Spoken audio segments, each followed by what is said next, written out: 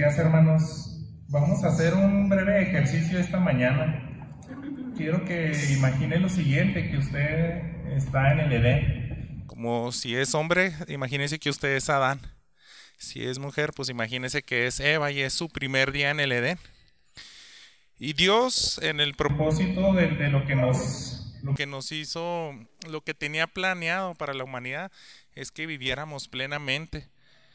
Piense que Dios no nos hizo con dos sentidos. Imagínese que nada más nos hubiera hecho con el tacto y la vista, pero que no tuviéramos gusto, que no tuviéramos oídos. Entonces los sentidos que Dios nos dio se aprovecharon al máximo en Adán y Eva. A mí me gusta imaginar, no sé, como hace una referencia el libro de Génesis, que en el fresco de la mañana Dios apareció y platicaba con Adán. Y digo, a lo mejor a veces si se sentía poquito frío y no habían animales peligrosos, salvajes, yo hubiera abrazado un oso o algo, ¿no? Así un tigre. Y piense, ¿no? El sabor por primera vez de lo que tú probarías de fruta madura, una sandía así jugosa, y estás, o sea, tus sentidos, a lo mejor a algunos si no es, a uno se le está haciendo agua a la boca, pero a flor de piel se sentiría todo. De pronto, Adán, me lo imagino, ¿no? Acercándose los animales y de repente llega un pavo real. O ve no sé si usted conoce un pangolí, es un animal así tipo armadillo con una coraza bien gruesa, y yo creo que lo cargó y lo está utilizando el tacto, ¿no? Para tocar, una especie de tortuga. Y así estuvo, viviendo al máximo. Pero conocemos, ¿verdad?, que todo eso se vino abajo el día en que ellos pecaron. En Génesis capítulo 3 es donde encontramos eso, y solamente quiero ir a dos versículos. Imagínese, en el versículo 10 nos dice lo siguiente. Cuando Dios, desde el 9, el Señor Dios llamó al hombre y le dijo, ¿dónde estás? Esto es después de haber pecado. Él respondió, te oí en el huerto, tuve miedo porque estaba desnudo y me escondí. Esta fue la primera ocasión, hermanos, que ellos sintieron temor. Ellos sintieron por primera vez algo tan desagradable.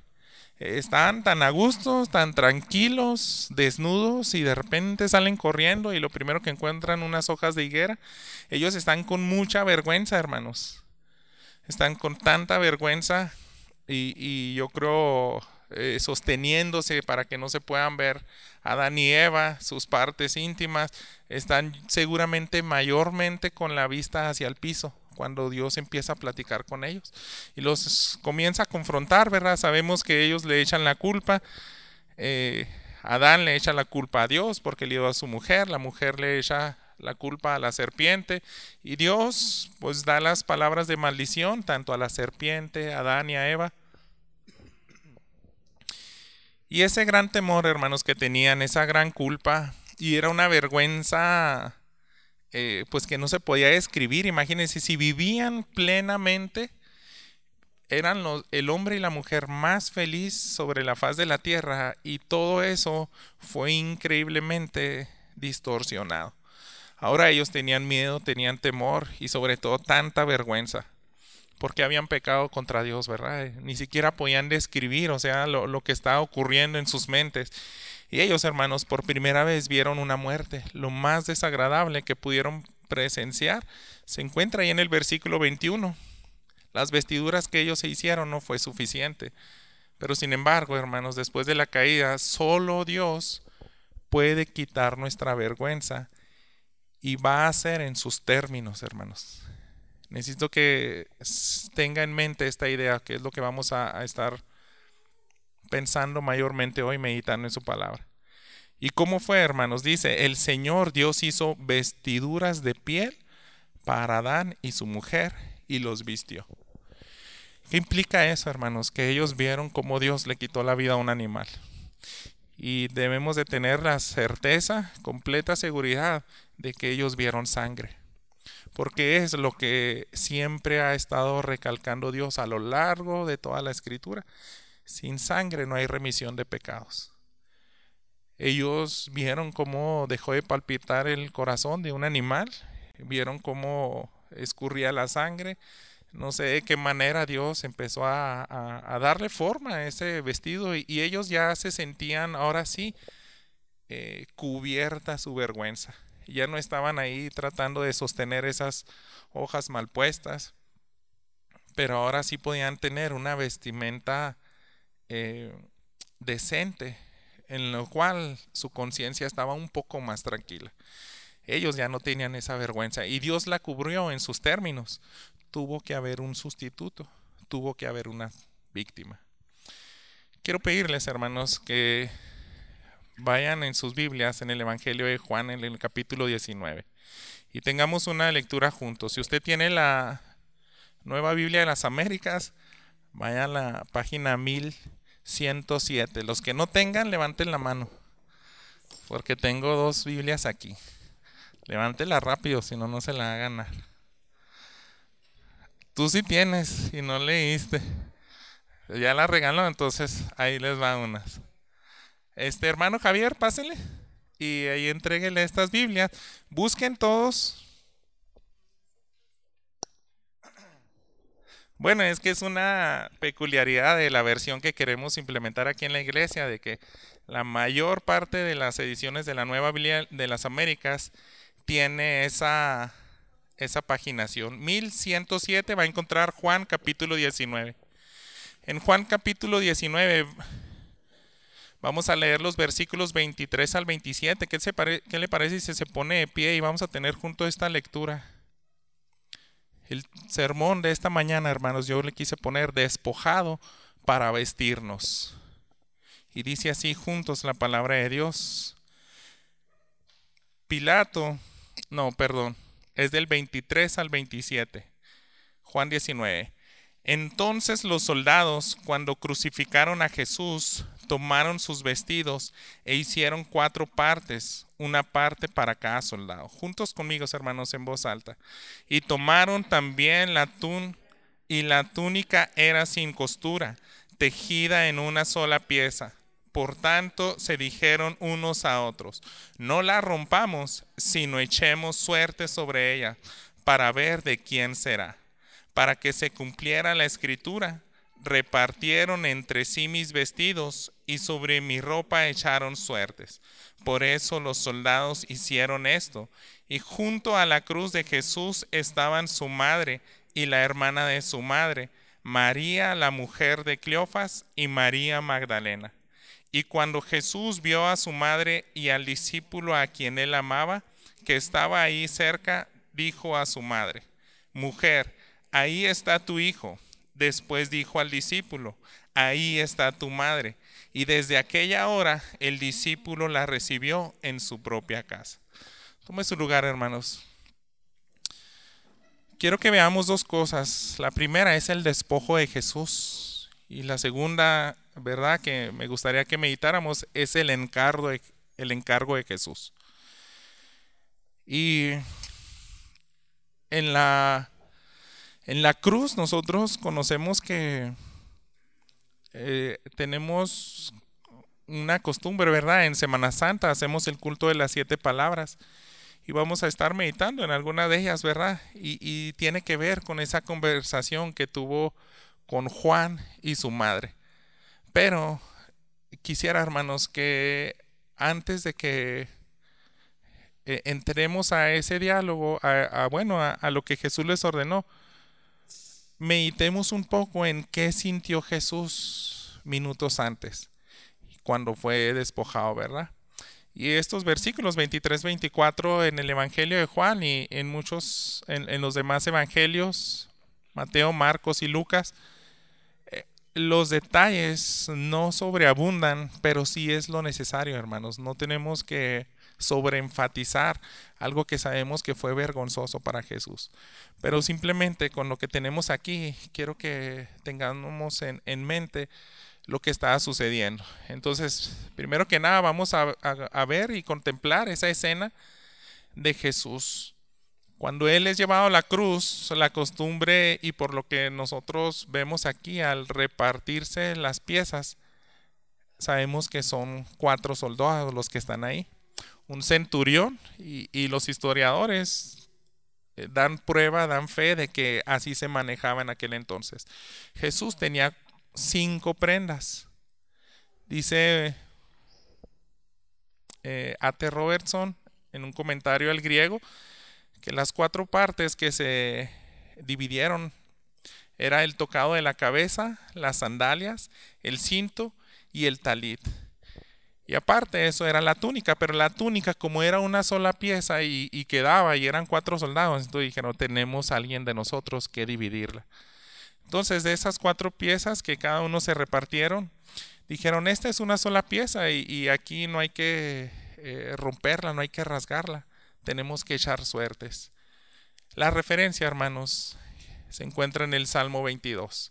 Acompáñenme también ahí.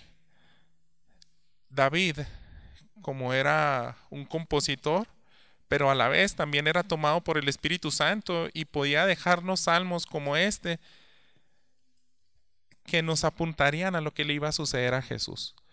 David, hermanos, llegó a sufrir de maneras muy intensas. Llegó a pasar por injusticias, llegó a tener momentos tan difíciles y a veces él los expresaba, pero usted debe saber que también la poesía hebrea, pues de alguna manera utiliza palabras, ¿verdad?, para expresar lo que siente.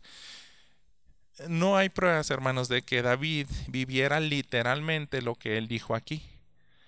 Y lo sabemos, usted lo vamos a leer, solamente acompáñeme en los versículos 14 al 18, aquí en Salmo 22, dice lo siguiente, soy derramado como agua y todos mis huesos están descoyuntados. Si eso fuera literal, hermanos, pues ya no sobreviviría, ya no pudiera ni siquiera dar un paso. Al descoyuntarse todos los huesos, ya no puede, sería como alguien parapléjico, ¿no? Pero así se sentía David, hermanos. Si pudiera utilizar algo gráfico, algo que entendiera más nuestra mente, diría, es así me siento, igual de la angustia tan terrible que estoy pasando. Pero fíjese más, ¿qué más decía? Versículo 15. Mi corazón es como cera, se derrite en medio de mis entrañas. Como un tiesto se ha secado mi vigor, y la lengua se me pega al paladar. Me has puesto en el polvo de la muerte, porque perros me han rodeado. Me ha cercado cuadrilla de malhechores, me horadaron las manos y los pies. David, hermanos, nunca le hicieron eso. Es más, todavía ni siquiera existía la crucifixión.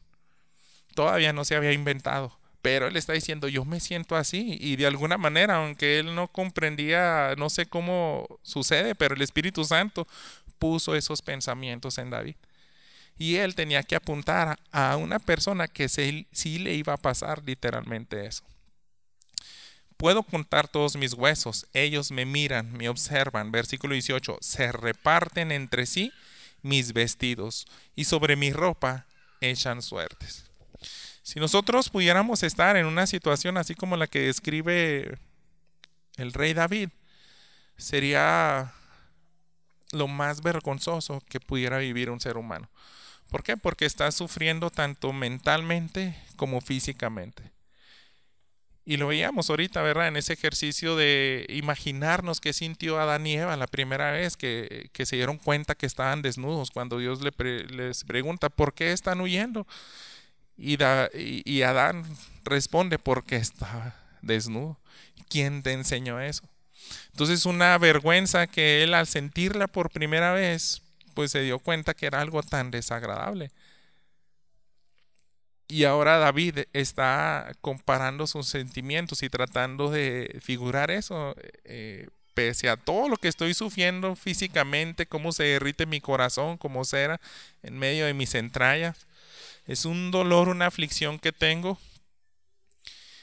Pero aparte de eso me han despojado de mi vestimenta. Están haciendo burla de mí y todavía se han echaron suertes para quedarse con ella. La costumbre romana, hermanos, era simplemente eso. A esos 4 soldados que estaban destinados para crucificar a los malhechores, les correspondían las vestimentas que tuvieran. Entonces, pues no tardaron, ¿verdad?, en repartírselas. Pero en esta parte de la túnica de una sola pieza, se tenía que cumplir esta profecía, hermanos. El rey David, cientos de años atrás, profetizó eso, ¿verdad? Es lo más profundo de su sufrimiento de nuestro Señor Jesús, hermanos. Su afrenta, su humillación, su dignidad también había sido pisoteada, hermanos. Lo que Jesús vivió. Creo que seguramente fue la primera vez que él pudo ser expuesto de manera desnudo ante todas las multitudes que días antes podían haberle dicho Hosana, nuestro Salvador. Lo recibieron, ¿verdad?, con una buena bienvenida en Jerusalén, pero ahora todos gritaban con odio, crucifícanlo. Y ya estaba ahí, hermanos. Ahora que los soldados crucifican a Jesús y lo clavan ahí para que termine su vida, él está completamente despojado. Hay un comentario de un teólogo llamado Joseph Klausner, y él cita a Josefo, este historiador judío. Fíjense la descripción de lo que él dice acerca de esto. La flagelación siempre precedía a la crucifixión.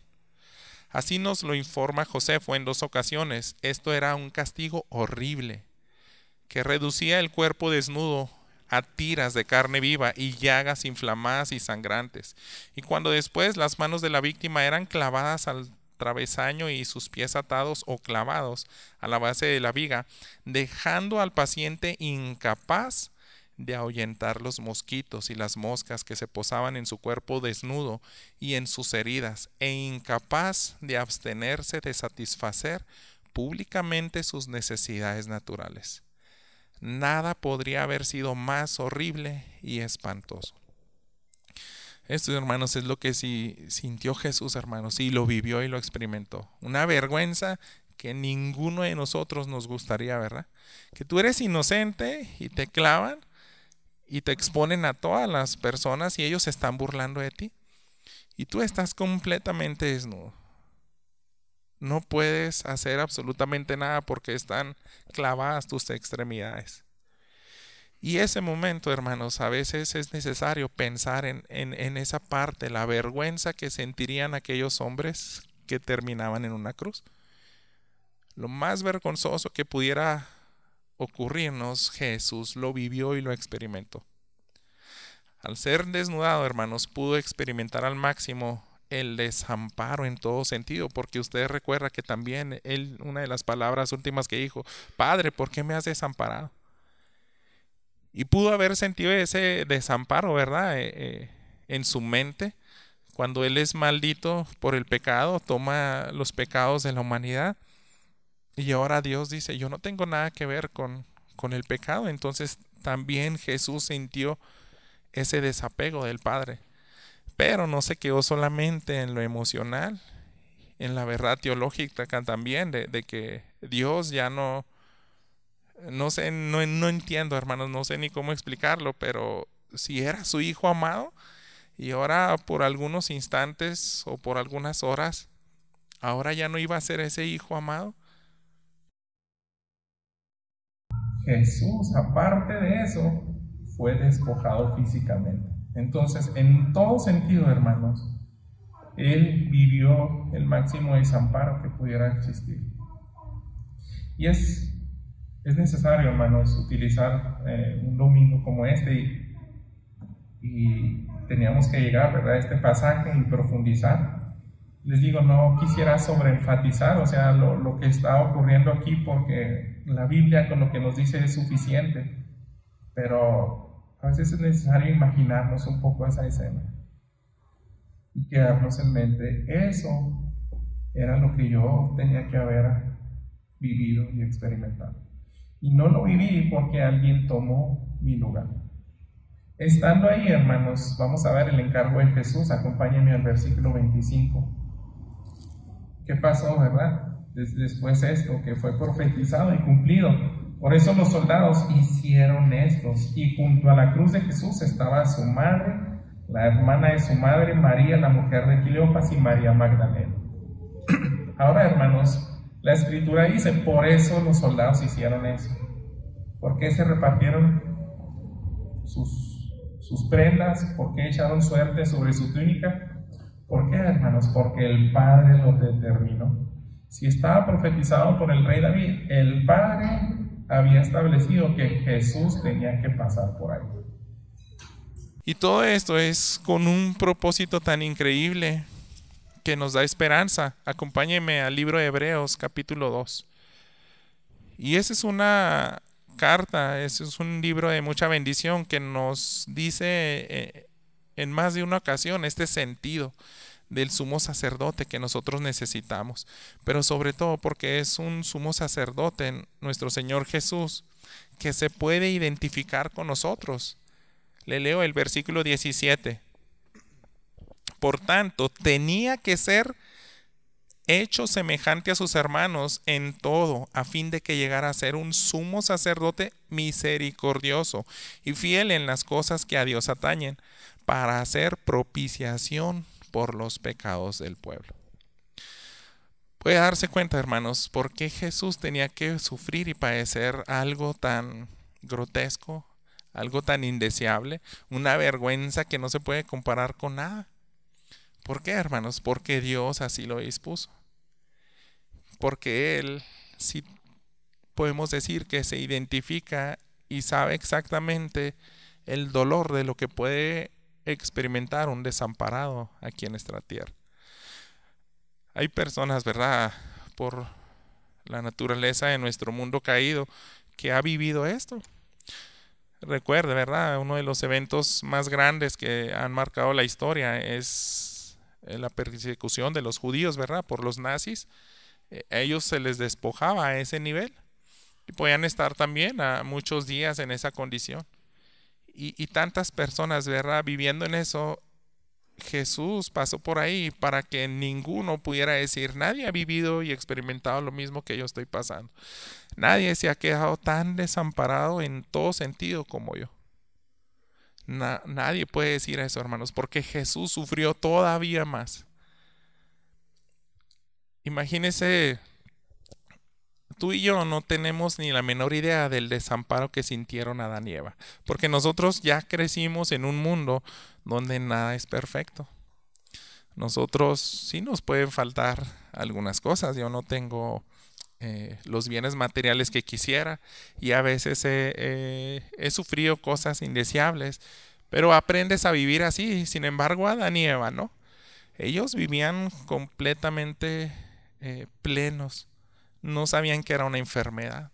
No sabían que era probar leche agria o una fruta que se echó a perder. Ellos podían comer todo en su punto. Y así, de esa misma manera, Jesús, hermanos.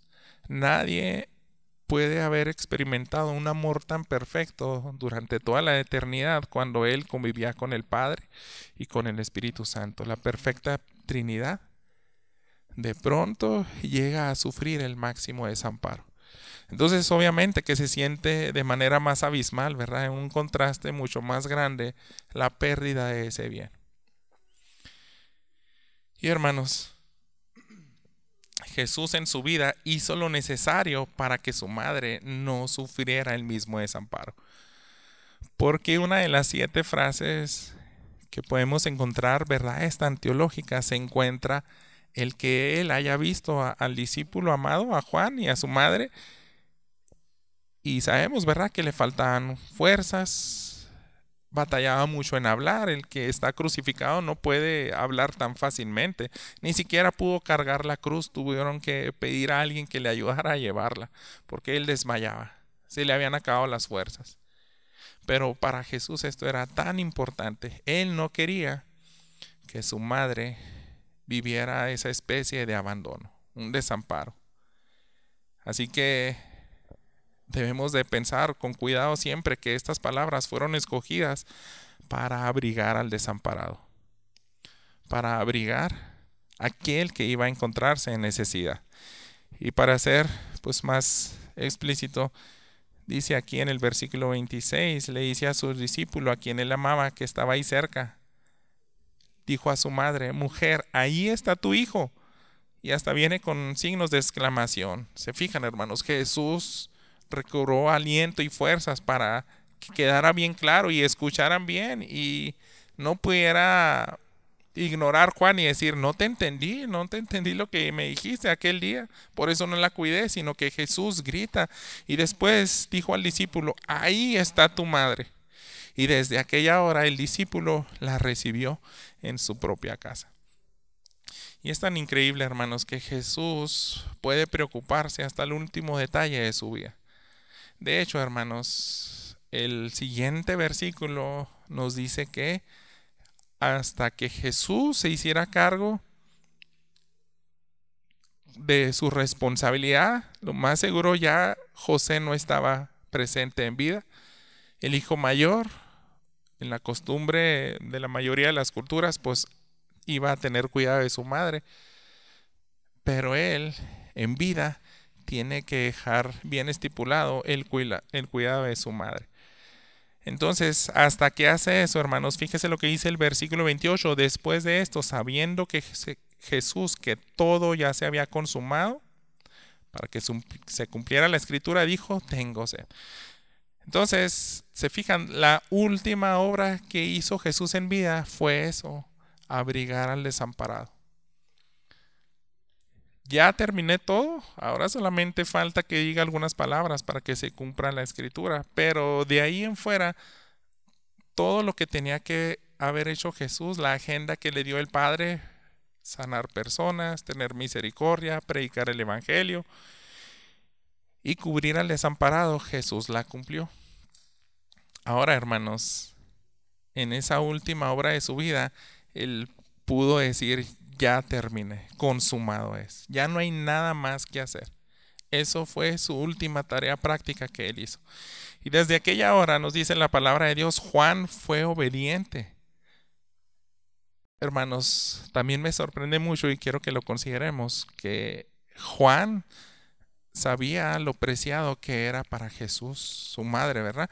Pero no solamente eso, él conocía pues algunas de las citas bíblicas, ¿verdad? Que se leyeron ahora, que se compartieron, pero quiero que vayamos al Salmo 68 y recordemos, ¿verdad? ¿En qué lugar tan especial puede estar la viuda para nuestro Dios?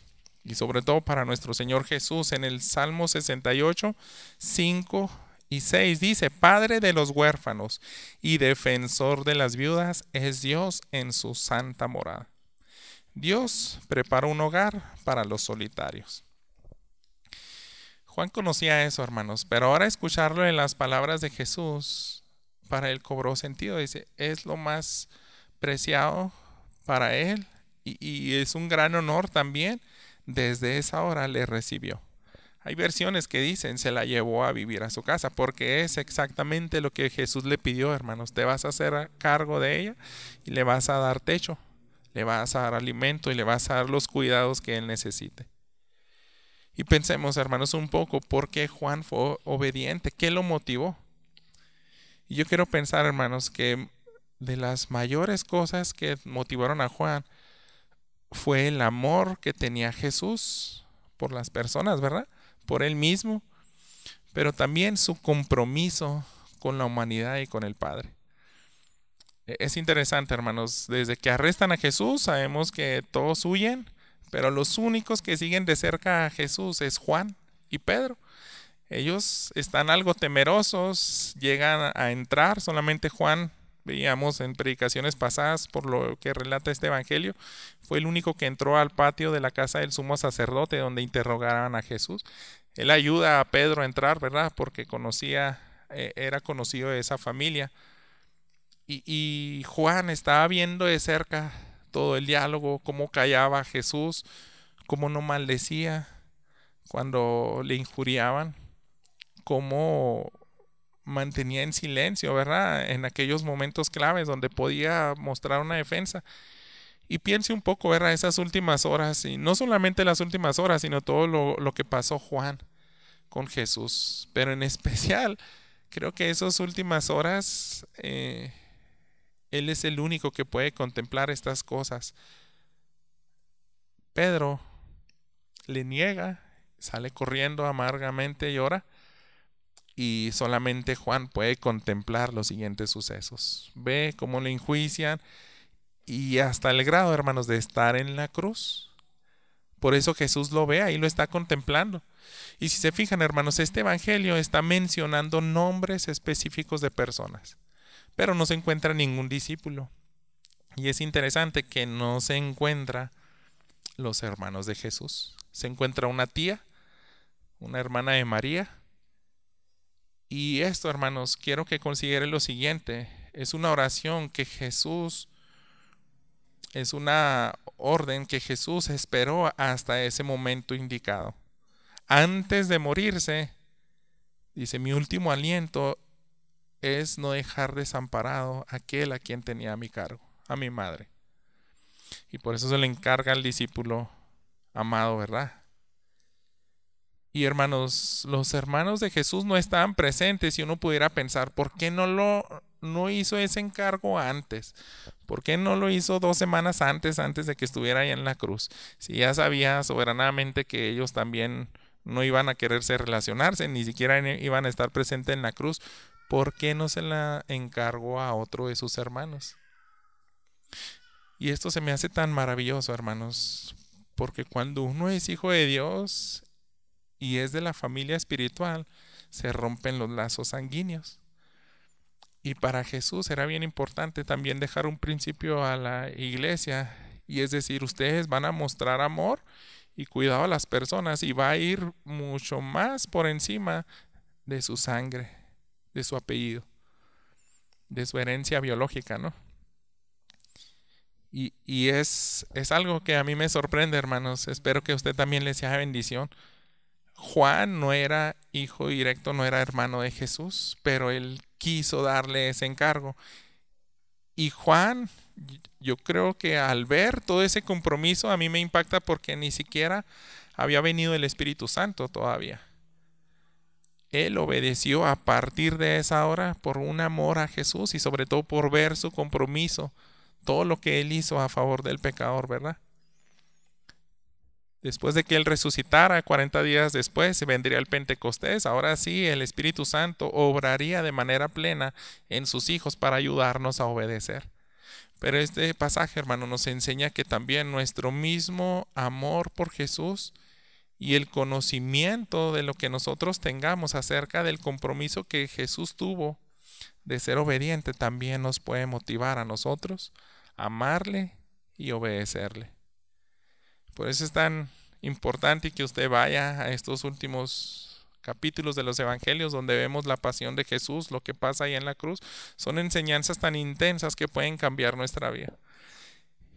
Y para ir cerrando, hermanos, no quiero que sea una predicación tan larga, pero sí, ojalá que nos transforme.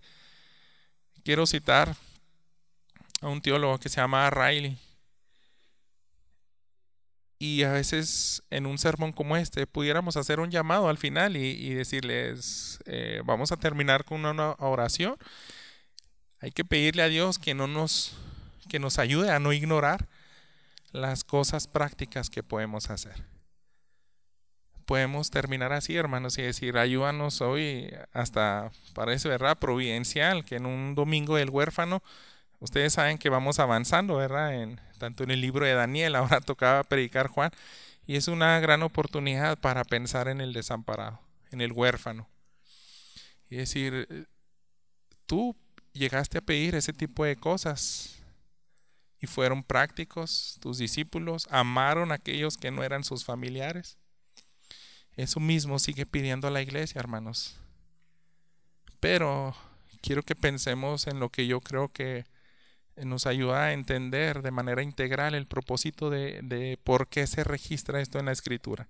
Fíjese, le decía a Riley, lo cito, y es acerca de nuestra motivación principal, es meditar en que Jesús fue despojado para que nosotros no experimentáramos eso. Fíjense, él dice, es digno de notar en esto, que en esto, como en muchas otras cosas, nuestro Señor fue de manera sorprendente nuestro sustituto.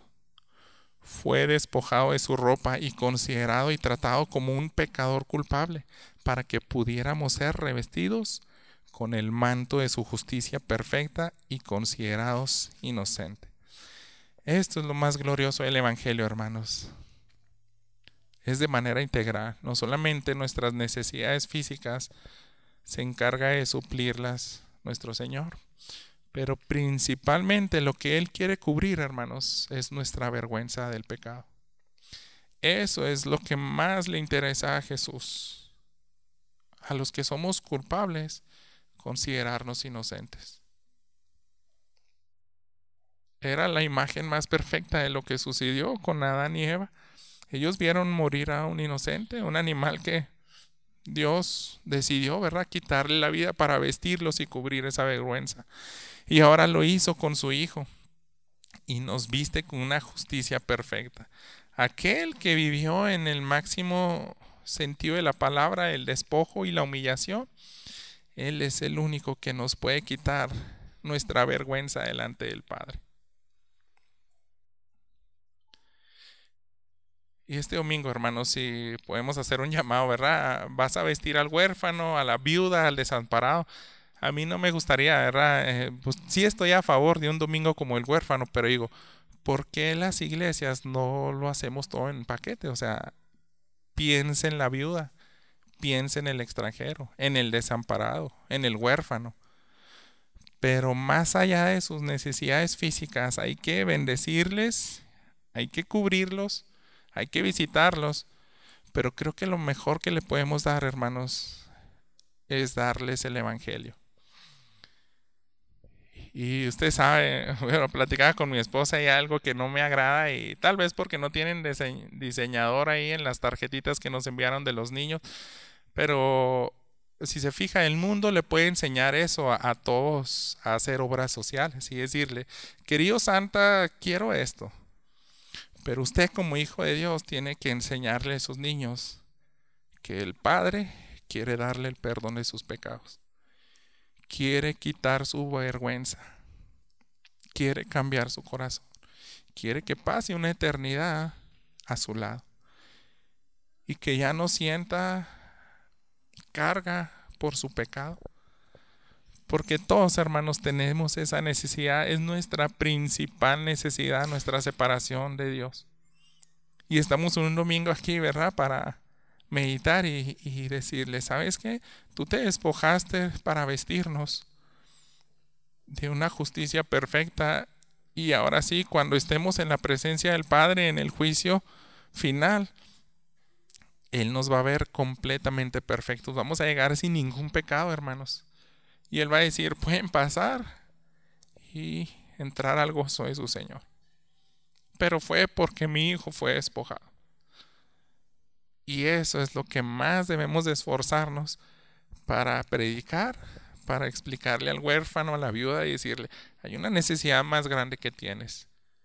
Y te voy a compartir, hubo un hombre que vivió sin pecado, era el Hijo de Dios. Él murió tomando tu lugar, resucita, ¿verdad? Y es sentado a la diestra del Padre. Y si depositas tu fe en Él, puedes tener la garantía de que va a quitar tu vergüenza. Va a quitar tu pesar, tu amargura. Porque muchos huérfanos, muchas viudas pueden tener un desgaste emocional, hermanos, diciendo, a mí nadie me quiere. A mí me han abandonado. A mí yo guardo rencor porque alguien abusó de mí desde niño. Yo guardo rencor porque otros niños pueden tener juguetes en Navidad y yo no. Y eso lo puede quitar Jesús. Puede decirle, yo soy más valioso que todo eso. Y te puedo dar una plenitud inexplicable. Algo incluso mejor que lo que vivió Adán y Eva. Vas a estar en un lugar donde no habrá enfermedad. No habrá llanto, no habrá pecado. Y ese es el mejor regalo. Oremos. Padre bendito, gracias por tu Hijo. Y en este domingo también recordamos con esa encomienda que nos dejó, recordar con la Santa Cena que tú tomaste en nuestro lugar. Alabamos y bendecimos tu nombre, Señor, y bendice a tu iglesia. En Cristo Jesús. Amén.